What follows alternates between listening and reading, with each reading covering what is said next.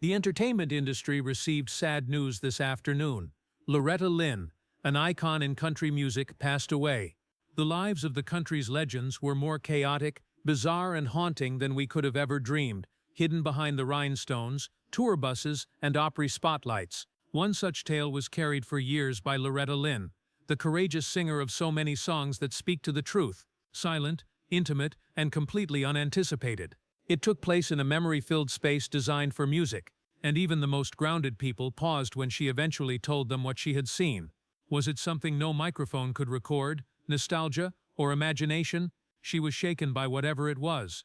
Why did Loretta decide to speak up at that particular moment, and what actually transpired in that studio? Butcher Hollow is the origin. Butcher Hollow, a remote area of Van Lear, Kentucky, where poverty wasn't a passing fad, is where Loretta Lynn's story starts. It was the norm. She was the second of 8 kids living in a cramped, uncomfortably small cottage. Life was governed by corporate domination since the town was owned by a coal company that essentially controlled it. The general shop, the homes, and even the money spent. Script kept suffering, and dependent households like the Webbs. Loretta understood what deprivation meant from an early age. During the bitterly cold Appalachian winters, she slept on the floor with her siblings, covered in blankets. In addition to making her tough, these events gave her the perseverance she would need for the rest of her life. Serious health issues that revealed the harsh realities of rural life also characterized her upbringing. In order to save her hearing when she had a severe ear infection as a child, physicians had to drill holes in her head, which was an agonizing and antiquated practice that highlighted how serious her situation was. Her mother walked 10 miles every day to be with her daughter since she couldn't afford to stay at the hospital. Later, Loretta returned to the hospital due to a leg infection, highlighting once more how hazy the boundary between tragedy and survival was. Moments like this, which weren't strictly physical testing, helped Loretta develop a strong sense of toughness and fighting skills long before she ever set foot on a stage. These were difficult environments in which Loretta came to find music as a vocation and a haven. She did not grow up dreaming of fame or Nashville. Lullabies sung to younger siblings on the rickety wooden porch deep in the hollows were his first stage appearances. Her voice became her only instrument because she lacked professional instruction and equipment, carrying across the hills with such force that the boom would be heard by neighbors who were working in surrounding fields. Her confidence was greatly increased by this modest yet grassroots support. The voice seemed more like a way to change her life than a way to console others in certain little everyday situations. Throughout her life, Loretta remained loyal to her roots. She never allowed prosperity to take away her connection to Butcher Hollow, since she was proud of her extremely lowly origins. In interviews and the music he made, most notably in Coal Miner's Daughter, he consistently returned to his beginnings, which would play a significant role in shaping his reputation and legacy. She never lived her life in opulence, even when benefits and recognition were abundant. She kept it to serve as a reminder of her origins and her progress. However, circumstances thrust her into a role that no girl should have to deal with at such a young age, just as her voice was starting to rise over the hills. An adolescent bride, Loretta Lynn's marriage to Oliver Doolittle Lynn, at a time when most females were still navigating puberty, influenced her abrupt and complicated transition into adulthood. Official records later verified that Loretta was 15, despite her frequent claims that she was married at 13, still so young and dreadfully unprepared for married life's realities. Such early unions were common in rural Kentucky in the middle of the 20th century, particularly when parents gave their assent. However, that did not imply that they were perfect. The match was vehemently opposed by her parents. Her father continued to be emotionally distant from Doolittle, and her mother declined to sign any legal forms or attend the wedding. In what was by no means a fairy tale start, these early indications of stress hinted at the difficulties Loretta would soon encounter. The relationship was unstable right from the start. Doolittle physically assaulted Loretta on their wedding night due to a trivial argument. This would be the beginning of many incidents of domestic violence. There was turbulence in the marriage. Doolittle was a heavy drinker, away for long periods of time, and was often unfaithful. But in the midst of all of this turmoil, Loretta found an inner resilience that would shape her public persona in the years to come. She didn't remain silent. She retaliated. She refused to be victimized by anyone, stating in interviews that if he hits me, I'm going to hit him back. This started to appear subtly in her songs, and it helped her connect with the many women who have similar challenges at home. Ironically, she entered the music industry thanks to the same man who caused her so much personal suffering. Doolittle purchased Loretta a $17 guitar and urged her to try her hand at singing professionally because he saw her talent and wanted to compete with the women on the air. Loretta was simply a busy young mother after all, lacking trust in her voice and having absolutely no chance of becoming famous. Additionally, Doolittle took charge by taking care of her early reservations and transporting her between radio stations. Initially conceived as his endeavor, Loretta ultimately became a professional in it. Loretta gradually took control of her life and her career. She would always give Doolittle the credit she deserved for her early influences on her career, even though her rise in the country music industry also served as a kind of self-empowerment. The intricacies of their relationship were painfully honest in Loretta's music. Popular songs like Don't Come Home A-Drinkin' and Fist City weren't ambiguous character studies. The designs for her life with Doolittle were lyrical. She turned those painful memories into loud, unambiguous songs that spoke to women everywhere. For decades, Loretta remained in that marriage, keeping to her conviction that no one had a claim to her love, attempting to live up to the spirit of commitment, and not wanting to shatter her children's hearts. Motherhood in the face of adversity. Loretta Lynn's early and quick motherhood shaped a large portion of her early adult life. She took on the enormous duty of raising a family while negotiating the instability of a marriage to Doolittle Lynn, and by the time she was 22, she had already given birth to 4 children. Due to her husband's frequent absences from work or extended drinking sessions, Loretta was left to handle the majority of the childcare and housework. She ran a home in near-complete isolation, carried buckets of water to cook and clean, and washed cloth diapers by hand. The family had few resources and went through a particularly difficult time. For almost 2 weeks, Loretta and her kids lived off of dandelions. These severe adversities, which she endured in solitude and with perseverance, influenced the genuineness of her songs. Relentless pregnancies and inadequate medical care also had a negative impact on her health. Following the birth of her second child, Loretta experienced 2 miscarriages and a potentially fatal case of blood poisoning. She was unable to pay for a hospital stay, so she had to recuperate at home without medical assistance. She later needed an emergency C-section when her third child was born. However, Loretta found herself alone in the hospital due to Doolittle being inaccessible and out logging in the bush. Sedated, in agony, and without her husband's help, she accumulated her deep empathy and expanded emotional palette for writing her potent lyrics through emotionally and physically taxing events. Being a mother was the source of destruction at times and a source of anchoring at others. When Loretta started to get recognition for her music career, she gave birth to her twins. She must have been thrilled to have them arrive after first feeling hopeless about juggling traveling with 6 children. She was struck hard by emotional separation right away. Loretta would carry with her throughout her life the memories of her daughter Betty Sue telling her stories of how her mother's departure for tours caused her much suffering. She repeatedly acknowledged that the worst disadvantage of becoming famous was missing her kids. This dispute, troubled in her heart, manifested in her song's eerie voice and lyrics. Songs filled with ardent mother love, weariness, and longing. The immense emotional burden of parenthood fed a lot of Loretta's most iconic and contentious songs. Her life's realities, unending pregnancies, and the yearning to recover some control were expressed in the song The Pill, which openly respected women's authority over reproduction. More than 60 radio stations banned the song, yet it spoke to women everywhere who could relate to Loretta's words and understood their predicament, transforming suffering into song. Loretta Lynn's artistic talent emerged from a life of unvarnished, frequently bitter experience, rather than from formal education or commercial polish. Loretta drew directly from her personal hardships, turning adversity into really personal, incredibly relatable music, in contrast to many musicians who created fake stories or relied on well-honed industry formulae. Don't Come Home A-Drinkin' with Lovin' on Your Mind, her 1967 smash single, wasn't a speculative situation. Her life with Doolittle Lynn was reflected sharply in it.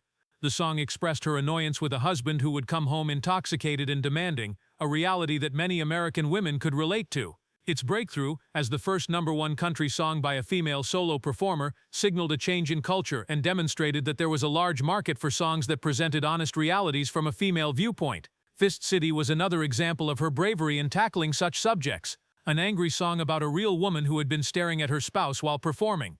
Loretta used the song to make a very public warning. Far from being the meek, patient wife, if you went overboard, there would be repercussions. Loretta's reluctance to back down was radical at a time when ladies in country music were supposed to be modest or beautifully forlorn. Audiences welcomed the song despite some radio stations' reluctance to play it due to its harsh tone.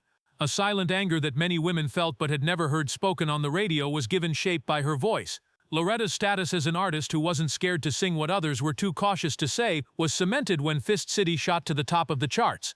Beyond her initial hits, Loretta's catalog evolved into a kind of social chronicle of a woman's experiences in America in the middle of the 20th century.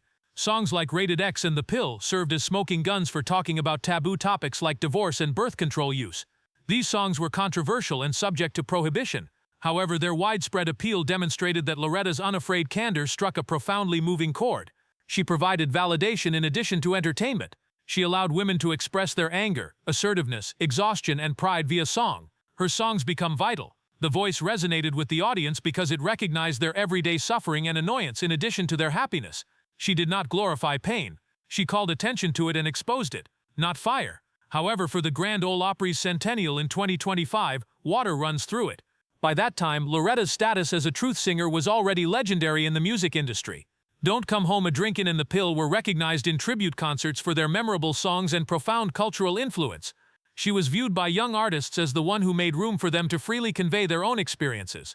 Her legacy in country music was about authenticity, not simply commercial success. Thus, Loretta Lynn contributed to redefining what a country song could be by using public art to transform private pain, leaving behind a collection of work as potent as the woman who made it. Sadly, Jack Benny Lynn passed away. In 1984, Loretta Lynn went through the agony that no parent wants to go through, losing a child. Her son Jack Benny Lynn passed away tragically on the family's property near Hurricane Mills, Tennessee, at the age of 34. Jack tried to cross the Duck River, a notorious dangerous location, while out on horseback. He is thought to have drowned after being flung from his horse and hitting his head on a rock. Jack's body wasn't recovered until later, but the horse was found waiting obediently at the river's bank. Loretta was exhausted and admitted to the hospital in Illinois at the time of the accident. It was Doolittle Lynn who had to break the heartbreaking news. Loretta broke down in tears and was admitted to the hospital once more, highlighting the intense physical and mental trauma of the incident. Jack was frequently referred to as Loretta's favorite child due to their unique closeness rather than because she loved him more. Despite having a reputation for partying and carrying on his father's wild streak, Jack had started to settle down in the months prior to his passing, demonstrating a dedication to his wife and kids. Loretta had been optimistic about his future and proud of this change. In addition to being heartbreaking, his death seemed premature, ending what she thought would be the start of a brighter chapter in his life. Although nothing was ever confirmed beyond the official explanation, Loretta later acknowledged that she felt uneasy about the situation and occasionally expressed suspicion that something about the tragedy didn't sit well with her. Despite her severe agony, Loretta chose not to hide under the blankets. She gave her everything to her effort, transforming the music room into a cathartic space. She couldn't put out a single song that mentioned him specifically. However, same aura permeated the tones of her subsequent music. A more somber tone, one that is more reflective, and one that is quieter. In the years that followed, Jack was always mentioned in interviews. Loretta would describe how the loss of this particular man haunts her, including the heavy silence that pervades the ranch where he once walked, the incessant ache that would not go away, and the sorrow she felt for being absent when he passed away. Her ability to bounce back from personal setbacks gave her a superstructure that loomed over her contemporaries and admirers. In the tributes given to Loretta during the Grand Ole Opry's centennial celebration in 2025, Jack's legacy was subtly but powerfully apparent. As a mother suffering behind a tangle of glitzy occupations and courageous songs, her sorrow had become part of her public persona. Loretta was humanized by the tragedy in a way that no medal or popular song could. It goes beyond her artistic achievements for the country music community honoring her at the Opry. When facing such unbearable sorrow, no one understands how to fully dedicate themselves to a single passion. Singing continuously requires Herculean power, and for that, Loretta is receiving recognition. Her resilience in the face of such loss is among the most significant aspects of her enduring legacy. Without neglecting to express oneself artistically, she was shocked when an odd figure entered the studio just as things seemed to be settling down. The last time Loretta saw Johnny Cash. Even though Loretta Lynn had encountered the inexplicable before, one unsettling incident in the latter years of her career stuck out. She had a chilling experience in 2016 while recording her Grammy-nominated album Full Circle at Johnny Cash's cabin studio in Hendersonville, Tennessee. She paused mid-song, clearly surprised, as she performed one of Johnny's tunes. Later, she reported to those in attendance that she had saw a man enter the room wearing a gray suit. She claimed that one of the figures resembled Johnny Cash identically. Others might have been dubious due of the studio's poor lighting. However, Loretta's response was immediate and genuine. She did not romanticize it as symbolic or claim to have imagined it. She thought it was real. The location's emotional and historical significance made this moment much more significant. Constructed by Johnny in 1978, the studio has developed into a creative hub for both well-known performers and up-and-coming musicians. Loretta had a close relationship with the Cash family. Her subsequent albums were produced by John Carter Cash, the son of Johnny and June Carter Cash, whom she had long admired. The mystery was heightened by the fact that the sighting happened as a song associated with Johnny was being recorded. It was more of a visitation, an artistic nod from a fellow legend, then a frightening experience for Loretta, whose presence had remained in the room all along. Loretta had a long history with the paranormal that went well beyond this particular incident. She was said to have haunted her home near Hurricane Mills, Tennessee. She had a lot of stories, all of which were consistent, from shadowy figures appearing on balconies to phantom Civil War troops. Instead of approaching the paranormal as an aberration, she included it into her storytelling and narrative by writing songs about her experiences, such as This Haunted House. Loretta never really sensationalized the incidents, acknowledging them as a natural part of life. She didn't care much about believing others. She had no doubts about what she had heard, seen, and felt over the years. Her personality started to take on yet another dimension as a result of her openness to the unknown, a fascinating fusion of otherworldly storyteller and actual countrywoman. For those who had worked with Loretta and recalled her spirit, the sound of ghosts in the studio revived at the 2025 Grand Ole Opry Centennial. It was not intended to be frightening. Instead, it underlined the close-knit ties that country music has that cut over time, geography, and perhaps even death. Together, Loretta and Johnny were honored by the Opry, which recognized the concrete musical contributions to their enduring yet fleeting stay on sacred property. That day in the studio was not a ghost story for Loretta, who trusted her gut and told it like it was. It was an old friend's final farewell, collaborations, and the development of music. Loretta Lynn demonstrated throughout her career that reinvention was not impeded by age or legacy. Her work with White Stripes rock frontman Jack White on the groundbreaking album Van Leer Rose in 2004 is among the most notable examples. Loretta shocked the industry by releasing an unvarnished, emotionally impactful album that she composed entirely herself, at a period when many of her peers had withdrawn from the spotlight. White, by taking on the role of facilitator rather than mentor, she was able to reach a younger, rock-leaning audience without changing who she was. The end product was a set of songs with a strong sense of country tradition but a contemporary edge and sense of urgency. The effort won 2 Grammy Awards and served as a reminder to the world that Loretta's artistic and literal voice was still very much needed.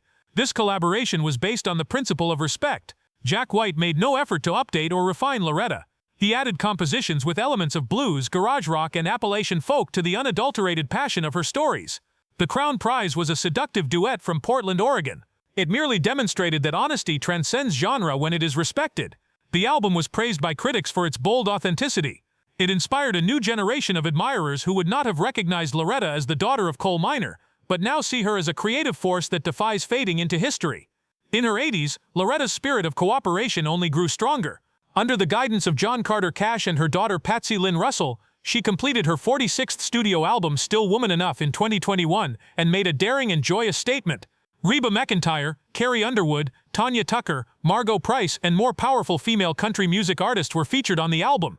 A testimony to female empowerment, these partnerships were intergenerational handshakes, with Loretta reaching back to encourage the women tracing the route she helped pave. Still Woman Enough, Loretta Lynn's 46th studio album, was released in March 2021 and served as a potent statement of her ongoing importance. At the age of 88, Loretta was reaffirming her timeless voice in country music while also reflecting on her pioneering career. The record, which was co-produced by John Carter Cash and her daughter Patsy Lynn Russell, was an homage to the ladies who helped to define the genre. 3 generations of female country music singers came together for the title single, which included Reba McEntire and Carrie Underwood, and reinforced the idea of unity and resiliency. These albums' innovative blends of contemporary collaborations and reinterpreted classics served as a bridge between the past and present. Newer versions of songs like Tanya Tucker's You Ain't Woman Enough and Margot Price's One's on the Way were essential for re-examining well-known subjects in new ways and in modern settings. Instead, Loretta took back these songs as the starting points for discussions with various generations. In order to show how far women have come in the country industry and how far they still have to go, she served as a mentor rather than an icon. Personal narrative was also essential to the album's appeal. Coal miner's daughter recited Loretta's origins in a brutally honest manner, and My Love was devoted to her late husband. The Carter family's musical legacy was honored in Keep on the Sunny Side. Because of them, she became a cultural historian in addition to a country legend. And Still Woman Enough, an album that demonstrated that her voice could still touch generations despite its physical and metaphorical nature, will be hailed as one of the pivotal pieces of her late career when the Grand Ole Opry celebrates its 100th anniversary in 2025. The last years and legacy of Loretta. Even as her health deteriorated, Loretta Lynn remained in her last years, embodying the passion and tenacity that had characterized her entire existence. She had a crippling stroke in her Hurricane Mills, Tennessee home in 2017. She had to postpone the release of her album, Wouldn't It Be Great, which had great personal meaning, and cancel forthcoming tour dates as a result of the incident. Her health became even more complicated in early 2018 when she injured her hip in a fall, only months after she had recovered. Instead of letting her body decide the end of her narrative, Loretta continued to focus on her music at an age when many would have opted to retire quietly. The tenacity that had propelled her from butcher shop to international fame was extended by her resolve to continue producing and interacting. Loretta remained remarkably active in the music scene and online during her recuperation. She posted updates on social media on a regular basis, giving them a peek into her everyday life and demonstrating that she still had her fighting spirit and sense of humor. With the support of her family and old collaborators, she continued to record songs despite having restricted mobility. Still Woman Enough, her 2021 album, marked a triumphant comeback both musically and figuratively. The record, reminding everyone that she was still a storyteller with something important to say in her late 80s, the song, which was full of themes of power and sisterhood, was her farewell gift to the country music industry. At the age of 90, Loretta passed away quietly in her sleep on October 4, 2022, at her favorite ranch near Hurricane Mills, Tennessee. This episode marks the conclusion of a remarkable chapter in American music. In a public statement, her family expressed their grief and pride while speaking about her and requesting privacy.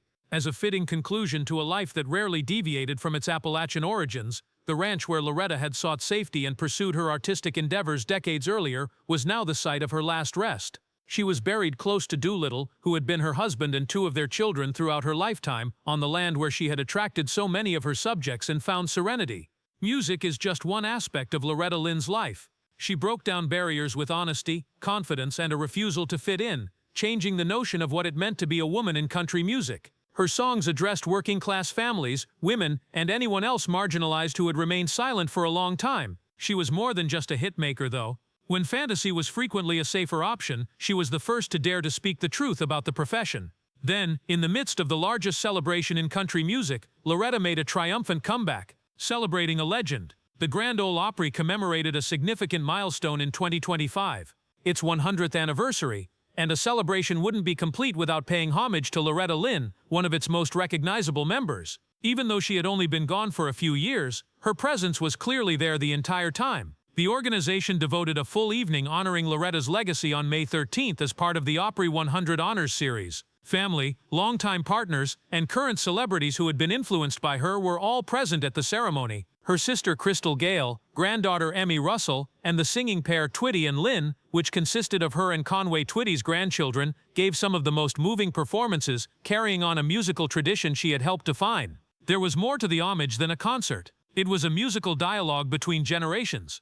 Members of the Opry, including Ashley McBryde, Harley Pierce, and Martina McBride, took the stage to rework Loretta's songs with a contemporary edge and respect, rather than just performing them. These musicians highlighted Loretta's music's ongoing importance, several of whom had openly referred to her as an inspiration. To honor her, they didn't perform. They gave a performance to demonstrate how powerful her voice, message, and bravery are in the rural landscape of today. Every show served as a reminder that Loretta was more than just a hitmaker. She developed a guide on how to use music to tell the truth. Reba McEntire, who paid tribute to Loretta, and another country star, Patsy Cline, provided some of the most intensely emotional moments. You Ain't Woman Enough to Take My Man was her next song after an eerie a cappella rendition of Sweet Dreams of You. It was Loretta's signature song of defiance and determination. Cline and Lynn's legacies were to be intentionally connected. Through innuendos of their pioneering energies, the Opry stage would celebrate their honored memory as two women who busted ceilings. There was more to the centennial celebration than merely honoring a historic location. It was intended to document the influence of Loretta Lynn's contributions on art and culture. For Opry, her very presence had always been greater than life, and this homage tenderly preserved that presence for the future. Thank you for viewing. Give this video a thumbs up if Loretta's tale touched you or changed the way you think about country music. Share your ideas in a comment. For more behind the legends stories, remember to subscribe. Don't leave just yet too. To continue the adventure, tap the next video that appears on your screen. You should not miss it.